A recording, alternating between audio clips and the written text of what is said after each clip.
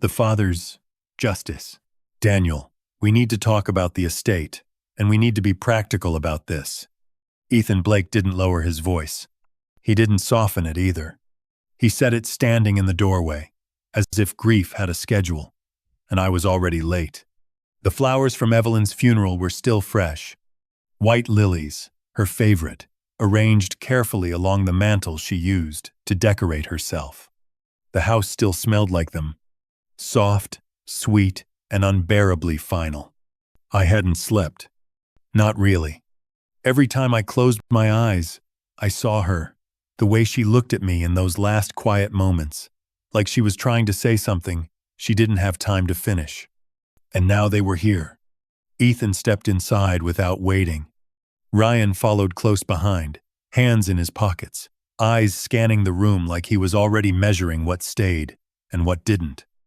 Mom left things complicated, Ryan said, his voice coated in something that almost sounded like concern, but didn't feel like it. We just need to make sure everything is handled correctly. Correctly.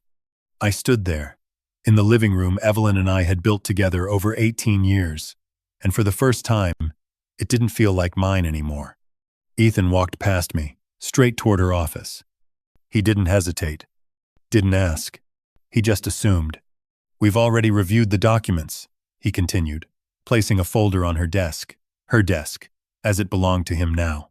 And honestly, the sooner we settle this, the better for everyone. Everyone. I felt something shift in my chest. Not anger.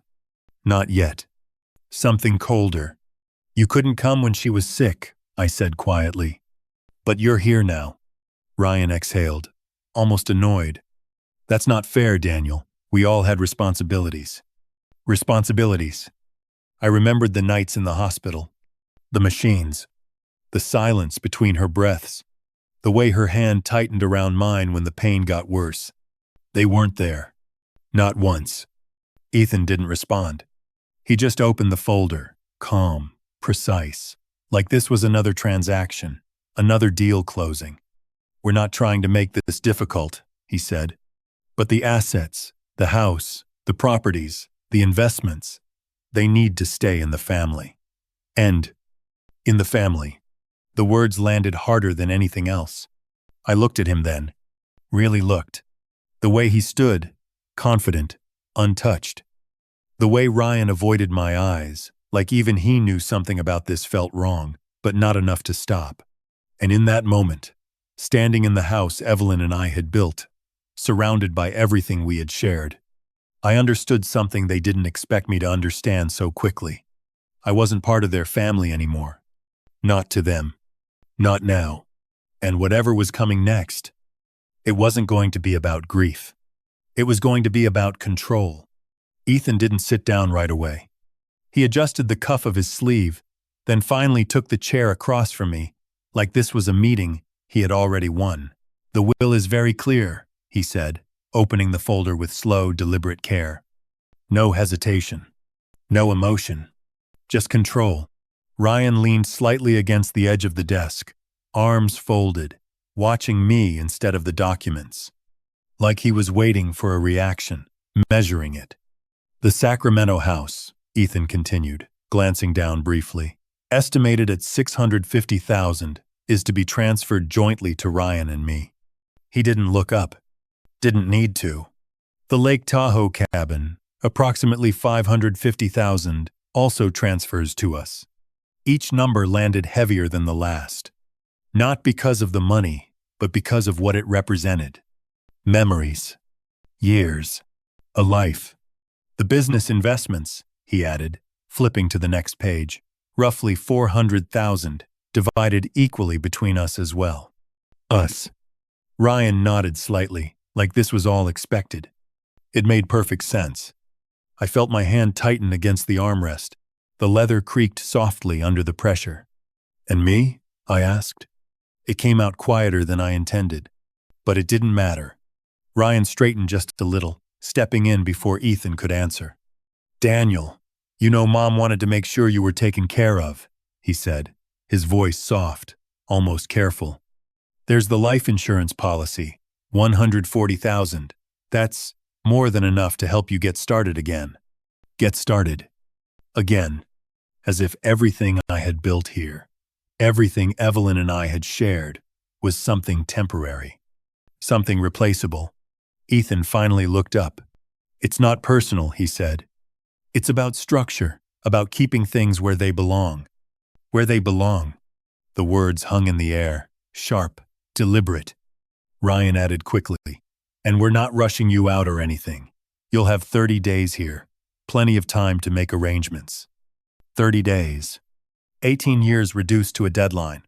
I let the silence stretch. Not because I didn't know what to say, but because I was starting to understand something far more important than any of the numbers Ethan had just listed.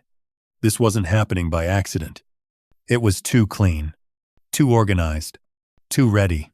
The folder in front of him wasn't something put together in a few days. It was prepared, structured, rehearsed. As a duh.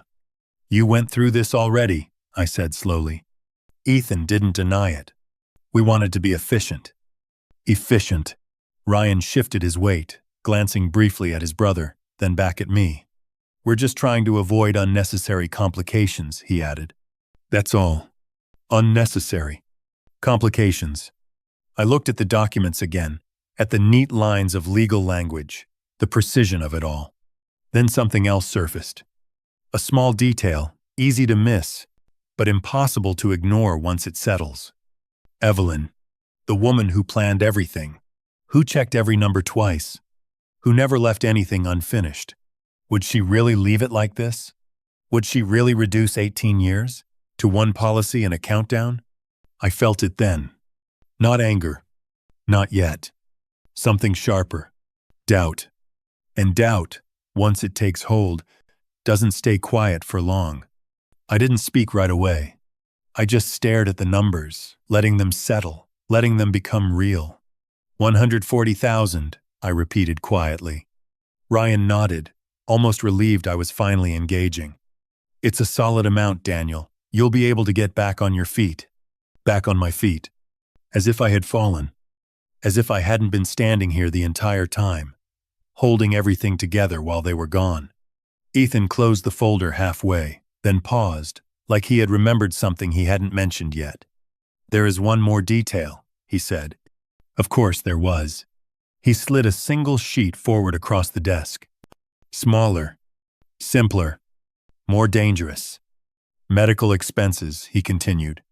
Evelyn's treatment wasn't fully covered. There's an outstanding balance. Approximately 120,000. The room didn't change, but something inside it did. Quiet, but heavier.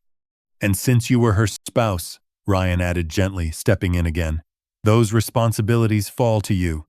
Fall to me. I looked down at the paper. The numbers blurred for a second, not because I didn't understand them, but because I understood them too well. 140,000. Minus 120,000. 20,000. That was what remained. $20,000. For 18 years of marriage. For every hospital night. For every decision no one else was there to make. That leaves you with something to work with, Ethan said, his tone steady, almost reassuring. Something to work with. I let out a slow breath, but it didn't ease anything. 30 days, Ryan reminded softly. You don't have to rush. Just start making arrangements. 30 days. I looked around the room. The bookshelf Evelyn had organized by hand. Every journal, exactly where she wanted it. The window overlooking the garden we planted together, the one she said would look better every year. The chair she used every evening, the same one Ethan was sitting in now. It was all still here, and somehow, none of it was mine anymore. Not the house, not the memories, not even the place I thought I held in this family. Family. The word felt distant now, like something that used to belong to me, but didn't anymore. I thought about the hospital again, about the silence between her breaths, about the way she held my hand, like she trusted me to carry something forward. And now I was standing here, being reduced to a number, a liability, a temporary presence, waiting to be removed. I understand, I said finally. My voice didn't shake. That surprised even me. Ethan nodded once, satisfied. Ryan exhaled quietly, like this had gone better than expected. They thought it was over, that everything had already been decided, that I had been accounted for, calculated, and quietly erased. And for a moment, standing there in the middle of everything Evelyn and I had built, I almost believed them. Almost. They left not long after that. No raised voices, no final words, just quiet footsteps, a door closing, and the kind of silence that doesn't feel empty, just heavy. I stayed in Evelyn's office. I didn't move for a while. Didn't think either. Just sat there, staring at the desk, at the place where she used to sit every evening, reviewing numbers, planning everything down to the smallest detail. Evelyn didn't miss things. She didn't leave gaps. She didn't forget people. And she didn't make mistakes like this. I leaned forward slowly, resting my hands on the edge of the desk. That was when I noticed it. The drawer. It wasn't open, but it wasn't fully closed either. Just slightly off, like it had been shut in a hurry. Evelyn never rushed. I reached for it, paused for a second, then pulled it open. Inside, everything looked ordinary at first. Old receipts, business cards, a few folded notes. Then my fingers brushed against something colder. Metal. I lifted it out carefully. A small brass key. Worn, smooth around the edges, like it had been used more than once. I turned it in my hand, studying it. It didn't match anything in the house. Not the cabinets. Not the doors. And yet, she kept it here. Hidden, but not completely. Deliberate. I felt it then. That same quiet shift from earlier, but stronger now. Evelyn wouldn't leave me with nothing. She couldn't. Not after everything. I stood up, the key still in my hand, and walked to the window. Outside, Ethan and Ryan were still in the driveway, talking, leaning close, like they were finishing something they had already started long before today. Neither of them looked back. Not once. I watched them drive away, their car disappearing down the road, taking their certainty with them. But something stayed behind, something they didn't see. I looked down at the key again. Whatever this was, it wasn't an accident. That night, I made a call. Laura Bennett picked up on the second ring. Daniel? Her voice softened immediately. I heard about Evelyn. I'm so sorry. Thank you, I said. There was a brief pause. Then I added, something's wrong. That changed her tone. What do you mean? I glanced at the key in my hand, feeling its weight. The will, the way everything was handled, it doesn't make sense. Silence. Not empty. Thinking. Evelyn was careful, Laura said slowly. Very careful. She wouldn't leave you exposed like that. I know, I replied. Another pause. Then, firmer this time. Bring me everything they gave you. Documents. Details. All of it. And the key? I asked. I didn't know why I said it, but something told me it mattered. There was a shift on her end. Subtle, but real. Yes, she said. Bring that too. I ended the call, still standing by the window. The house was quiet again, but it felt different now. Not empty. Waiting. Whatever Evelyn had left behind, it wasn't over. The next morning, I stood inside the bank vault, the small brass key resting in my palm like it had been waiting for this moment longer than I had. Box 247, the manager said, guiding me to a narrow metal drawer. Her voice was quiet, respectful, but distant. She didn't know what was inside. Neither did I. Not yet. When she left me alone, the room felt colder. I slid the box out slowly, the metal scraping softly against the rails, and set it on the table. For a second, I didn't open it. I just looked at it, steadying my hands, bracing for whatever Evelyn had chosen not to say out loud. Then I lifted the lid. It wasn't cash. It wasn't jewelry. It was paper. Stacks of it. Organized. Labeled. Intentional. Evelyn. I reached for the top document, a printed email thread, the names at the top catching my attention before anything else. Ethan Blake. Marcus Cole. The timestamp was from months ago, long before the hospital, long before the funeral. I read the first line. Marcus, Mom's condition is getting worse. We don't have much time. My grip tightened. We need to move forward with the asset transfer. Can you finalize the structure we discussed? My chest went still. I kept reading. Marcus replied the same day. The shell entities are ready. Once she signs, everything can be redirected before probate. The properties will transfer clean. Clean. I swallowed. And Daniel? Marcus added in the next line. There was a short response from Ethan. Not an issue. He doesn't understand the business. By the time he realizes anything, it'll already be done. I stopped. Not because I couldn't continue, but because I didn't need to. The rest was already clear. I lowered the paper slowly, but my eyes had already moved to the next file. Financial records. Numbers. Accounts I had never seen before.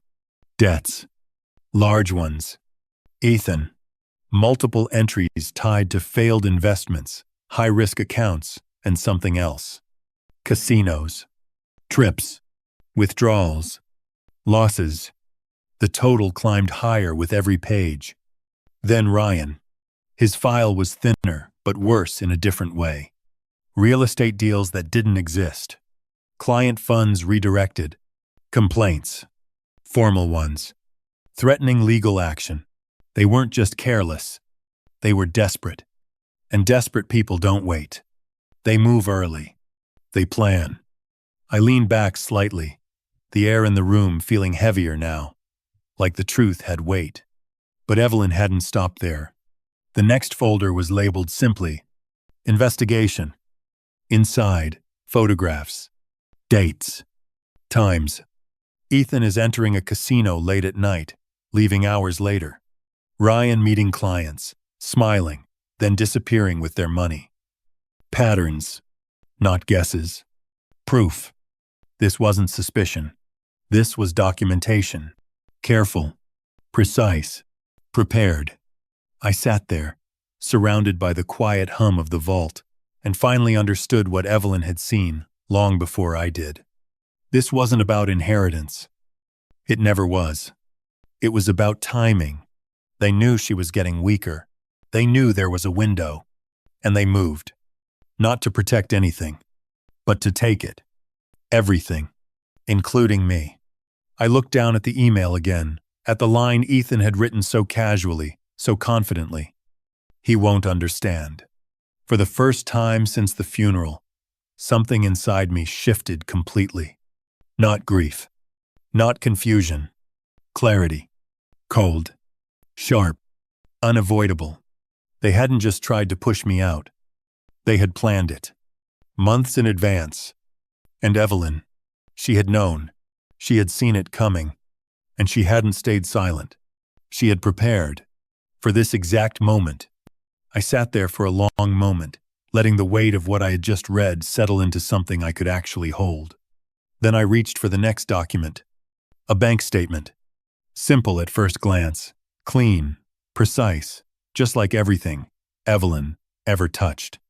The account name stopped me. Foster Holdings LLC. Not ours. Not anything I had ever seen before.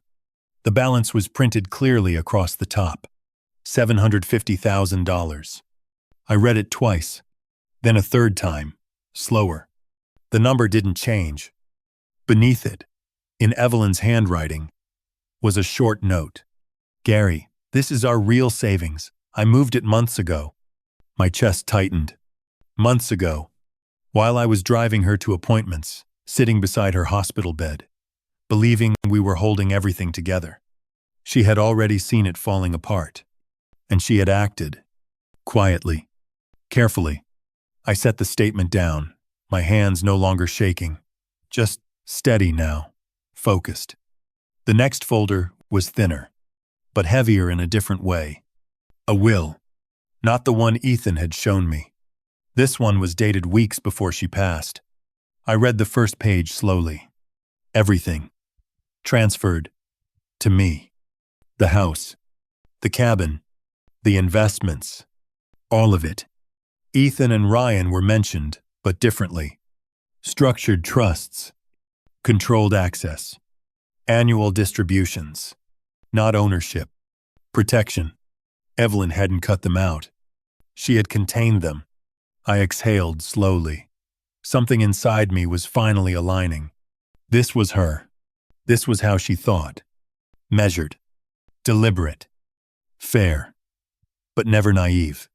At the bottom of the page, a handwritten note caught my attention. Original held by Victor Hayes. Not the firm Ethan had mentioned. A different path. A hidden one. I reached for the envelope resting beneath it. My name was written across the front in her handwriting. Daniel. The letters were slightly uneven, like her hand had been tired, but still, determined. I opened it carefully. My dearest Daniel. Her voice was there.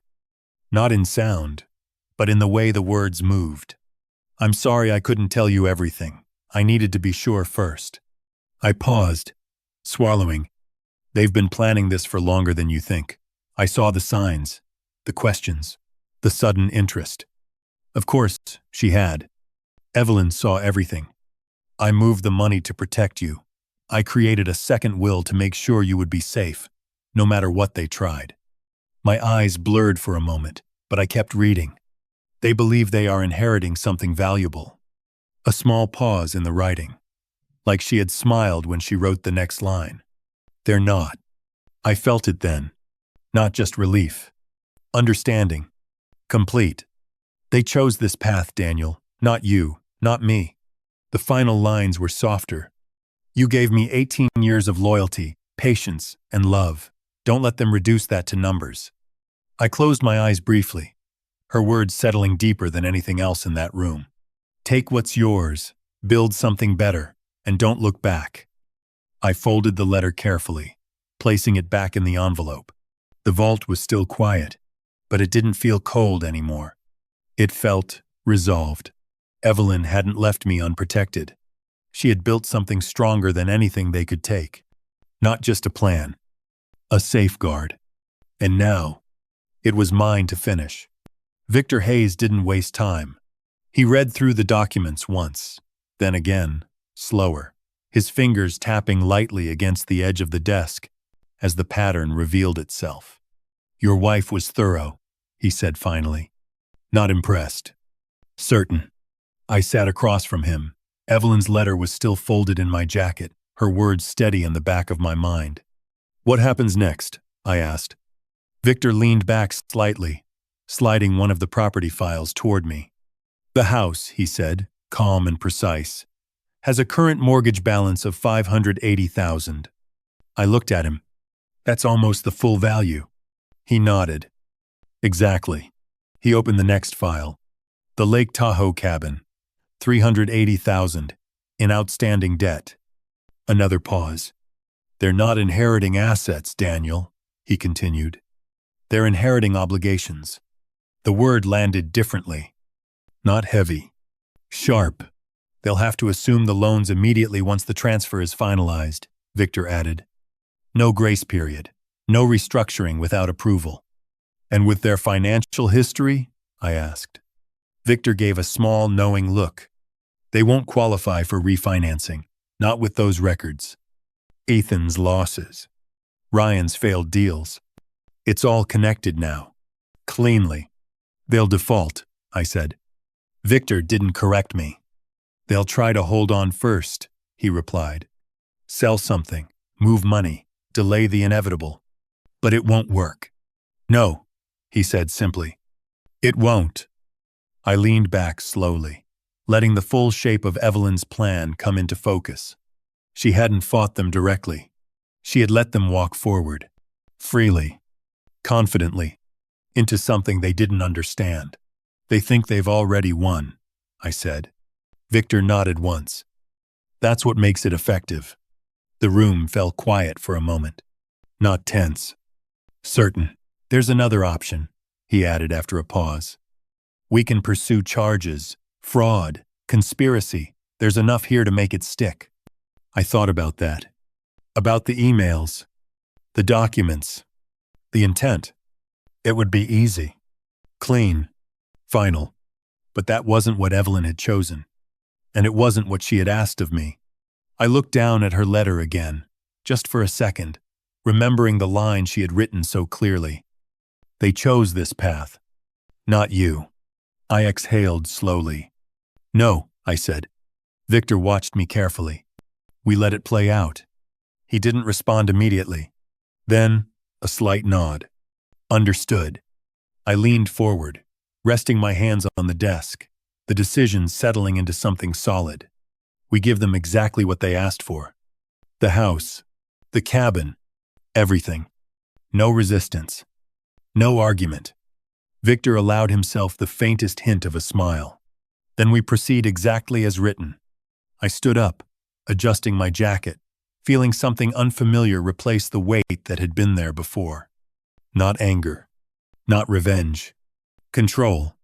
They had come into that house believing I was already out. That everything had been decided. They were wrong. Nothing had been decided. Not yet. And when the time came, they wouldn't be walking into an inheritance. They'd be stepping into a consequence.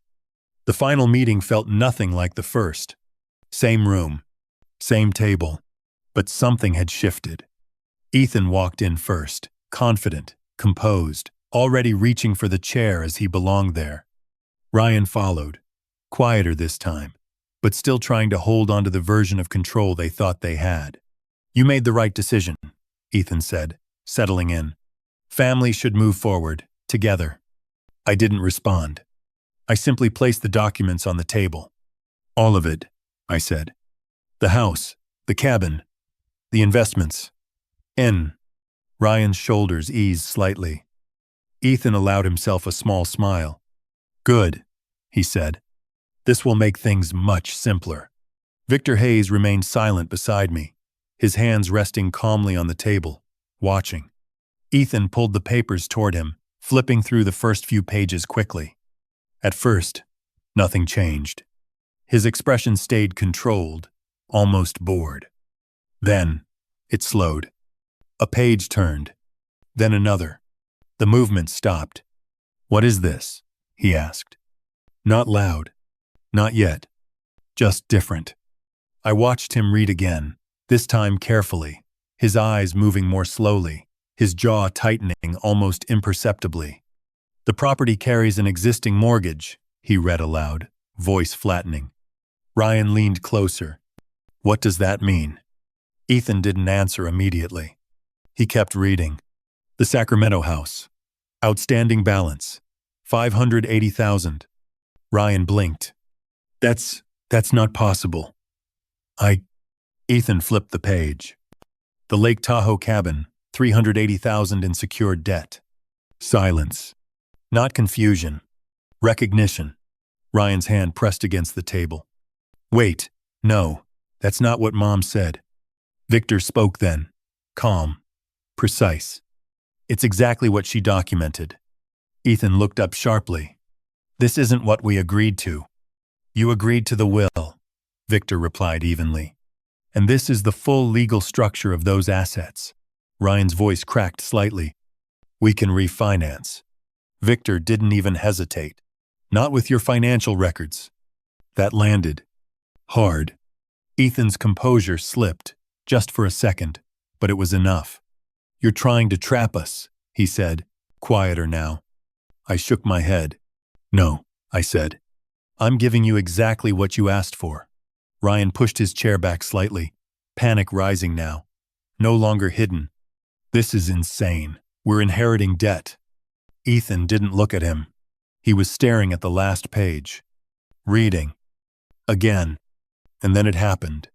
The sentence. Small. Precise. Impossible to ignore.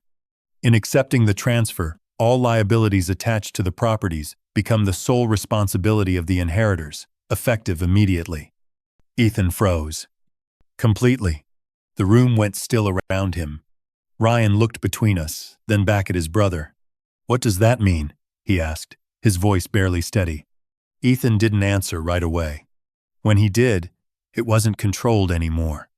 It means we're responsible for everything. The silence that followed wasn't empty. It was final. Victor folded his hands calmly. You have two options, he said.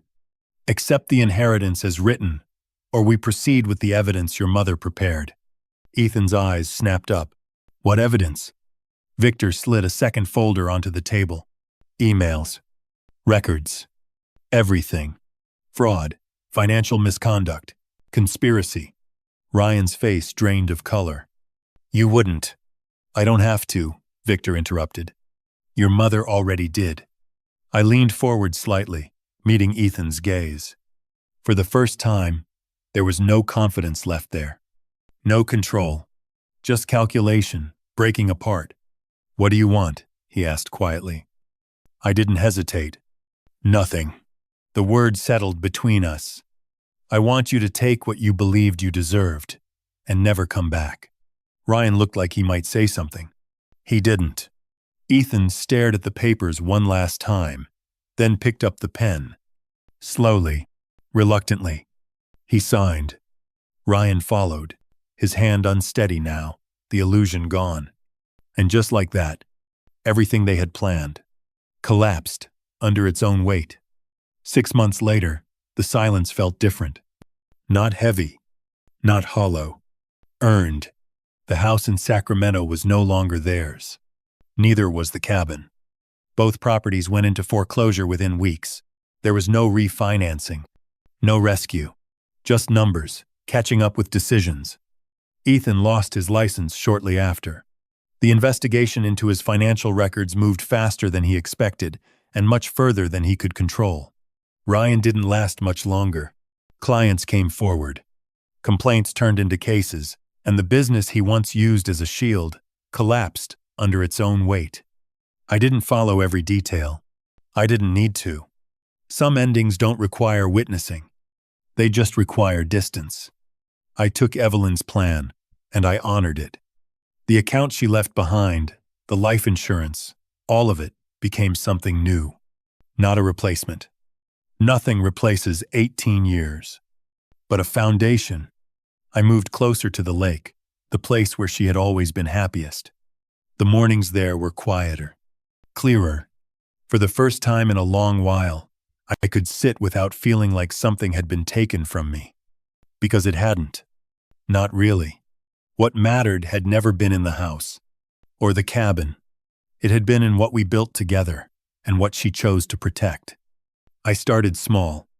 A contracting business again, focused on homes for seniors. People who needed someone to do more than just the job. People who needed someone to listen. But the most important thing came later. The Evelyn Carter Foundation. We built it from what she left behind, not just the money, but the intent. To protect people who couldn't see what was being taken from them until it was too late. Families like ours. So far, we've helped dozens avoid the same kind of quiet manipulation Evelyn uncovered. And every time, I think of her. Not the way she looked at the end, but the way she planned. The way she saw things others missed. The way she made sure the truth would outlast everything else. Sometimes, justice doesn't come from fighting. It comes from letting people walk straight into the consequences they created. Ethan and Ryan thought they were taking control. In the end, they inherited exactly what they built. Nothing more. Nothing less. And maybe that's the real lesson. Money can change behavior, but it doesn't change who someone truly is. It just reveals it faster. And silence isn't always weakness. Sometimes it's preparation. Preparation for the moment when the truth speaks loud enough, on its own. I still sit by the lake some evenings, watching the light fade across the water. And when I do, I don't think about what was lost. I think about what was protected.